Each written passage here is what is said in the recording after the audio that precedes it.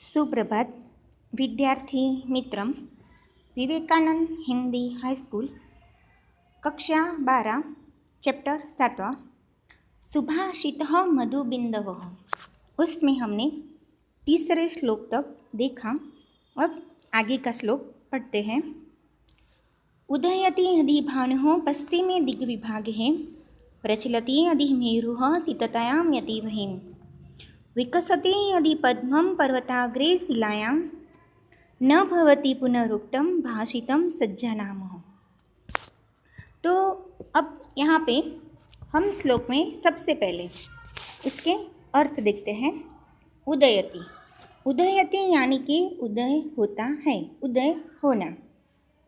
दिग्विभागे, दिशा विभागः, षष्ठी तत्पुरुष समास। दिशा में, दिशा की और। मेरु, मेरु यानी कि हम सब ने इसका नाम सुना हुआ है कि जैसे मेरु एक पर्वत का नाम है। वहीं, वहीं यानी अग्नि। वि प्लस कसहव एक वचन द्वितीय तत्पुरुष समास में वो आता है, यानी कि जो विकसित होता है, खिलता है। पर्वताग्रे, पर्वतस्य अग्रे षष्ठी तत्पुरुष समास, यानी पर्वत के आगे ऊपर। शिलायाम, शिलायाम यानी कि पत्थर या शिला। उसमें तीसरी लाइन में एक शब्द है पुनरुक्तम, पुनरुक्तम यानी कि पुनः कहा हुआ। भाषितम, भाषा।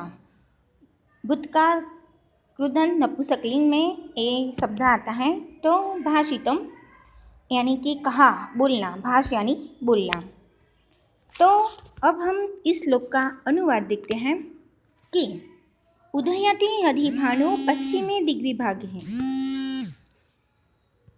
तो यहाँ पे उदयति, उदय होता है जो सूर्य, सूर्य पश्चिम दिशा में उदय पामता है। पश्चिम दिग्विभागे प्रचलति यदि मेरु, मेरु यानी कि पर्वत, और मेरु पर्वत चलित होता है। अग्नि, वही यानी कि अग्नि जो हमने अभी शब्द देखा। अग्नि शीतताया याति वहिम, वहिम यानी कि अग्नि, जो अग्नि ऐसी कभी हमने सुना है कि अग्नि कभी ठंडक प्राप्त करता नहीं है।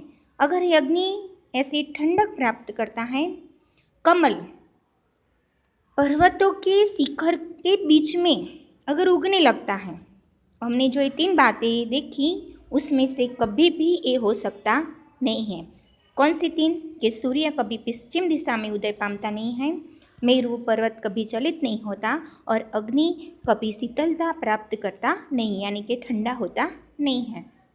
वैसे ही पुनरुक्ति भाषितम सज्जना नाम, सज्जन यानी कि सज्जन, सज्जनों के मुख से, जो सज्जन मनुष्य हैं उनके मुख से जो एक बार वचन निकल जाता है वो कभी भी चलित होता यानी कि बदलता नहीं है।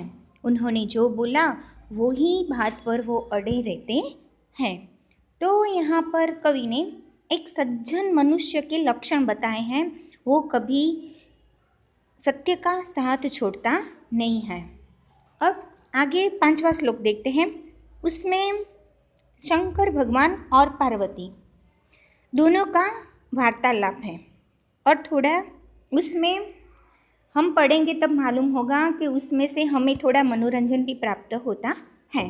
तो पढ़ते हैं आगे का श्लोक 5वां।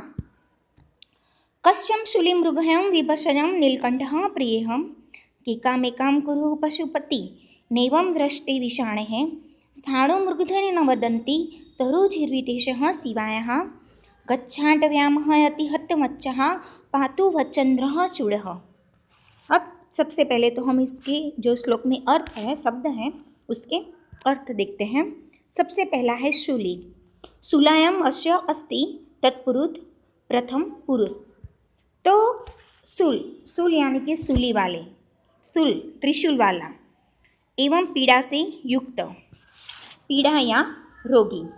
मृगय, मृगयम यानी कि शोधना यानी ढूंढना। और तीसरा शब्द है विषजम यानी कि वैद्य।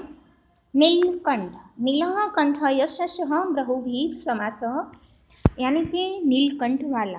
तो ये सारे नाम हम सबको मालूम है कि ये सारे नाम भगवान शिव के हैं।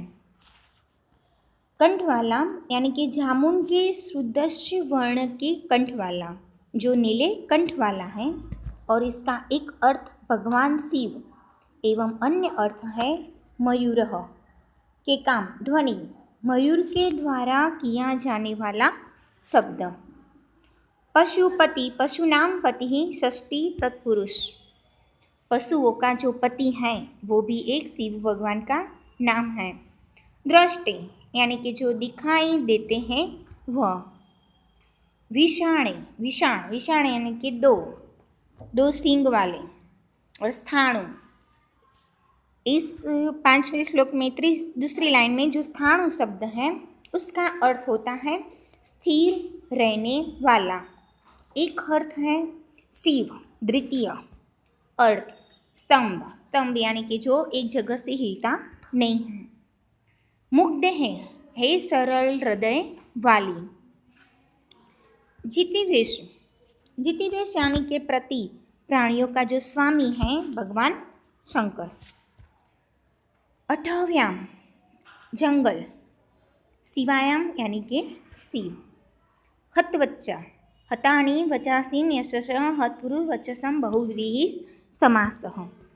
तो यहाँ पे हत हो चुके हैं वचन, जिनके यानी कि जिनकी बोलती हुई पार्वती ने बंद कर दी है, वैसे वचनों से जो वचन क्रीड़ा में यानी कि जो पराजित हो चुके हैं उनकी बात की गई है। चंद्रचूड़ः, चंद्रचूड़ायाम यशसः बहुव्रीहि समास। तो शिव जिसकी चूड़ा जटाओं में यानी कि चंद्र में है वो ऐसे शिव। तो हमने 5वें श्लोक में बहुत सारे अर्थ भगवान शिव के देखे। अब उसका अनुवाद करते हैं। तो सबसे पहले कि यहाँ पे श्लोक में पार्वती कहती हैं कि कश्यम शूली मृगयम विशेषम नीलकंठ प्रिय है, कि तुम कौन हो। तब शिव कहते हैं कि मैं त्रिशूल वाला हूँ। तब पार्वती उसका अर्थ उसको कहती हैं तुम शिव वाले हो तो वैद्य को शोधो यानी कि उनको ढूंढो।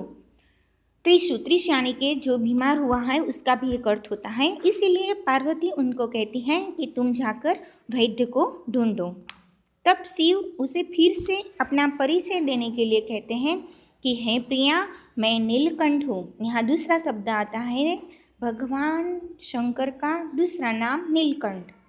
तब पार्वती कहती है कि अगर तुम नीलकंठ हो तो जाओ टहुका करो, यानी कि जो नीलकंठ शब्द है वो एक मयूर का दूसरा नाम है। और तीसरा नाम शिव भगवान कहते हैं कि मैं पशुओं का स्वामी हूँ। तब पार्वती कहती है कि तुम्हारे तो दो सींग, अगर तुम पशुओं के स्वामी हो तो तुम्हारे पर तो दो सींग दिखाई देते नहीं हैं। तब शिव कहते हैं कि हे देवी, मैं स्थाणु हूँ। स्थाणु जो हिलता नहीं है, जो एक जगह से हिलता नहीं है, वैसा स्तंभ। तब पार्वती कहती है कि अगर तुम ऐसे हो तो जाओ, वृक्ष कभी बोलता नहीं है, जो एक जगह हिलता नहीं है वो तो वृक्ष ही होता है, तो वृक्ष कभी बोलता नहीं है। फिर शिव भगवान कहते हैं कि हे प्रिय, मैं शिव प्राणनाथ हूँ। तब पार्वती कहती हैं तुम यदि पति हो तो वन में जाओ, यानी कि पतिदेव हो तो वन में जाओ। यहाँ पत्नी और शिव भगवान के संवाद में जिस पार्वती ने भगवान शंकर को बोलते हुए बंद करवा दिया है, वैसे शिव और पार्वती तुम्हारा कल्याण करें। तो हमने यहाँ पे 5वें श्लोक में सज्जनों की बात सुनी कि उस सज्जन कभी सत्य का साथ नहीं छोड़ते। और 6ठे श्लोक में हमने भगवान पार्वती और शिव के संवाद में से भगवान शिव की स्तुति की हुई है। तो अब हम आगे का 6ठा श्लोक अगले वीडियो में देखेंगे। तब तक अस्तु।